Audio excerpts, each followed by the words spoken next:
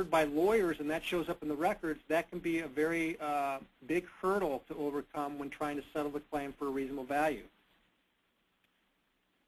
The third mistake that we see is when the client is involved in an accident. Typically it's a motor vehicle accident where the client, I'm referring as a client, but the person who's been hurt in the accident fails to gather sufficient information at the accident scene. For instance, the name and address of the other driver, perhaps the license number.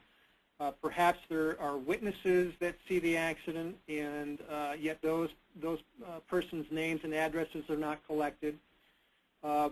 Many times when the claim is resolved months down the road, if there's insufficient information to show what happened or who the person was that was at fault or what witnesses were present and what they observed, that can be difficult to proving liability.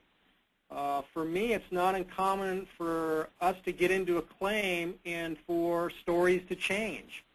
For instance, somebody might admit fault to you at the scene of the accident, but months later change his or her mind or offer new information that wasn't told to you that might defeat your claim as to showing or proving that the other person was negligent. So not gathering enough information at the scene can be a big mistake.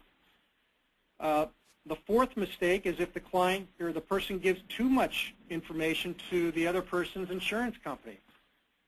Typically, the at-fault person's insurance company is going to want to take a recorded statement. I almost always advise people to refuse a recorded statement.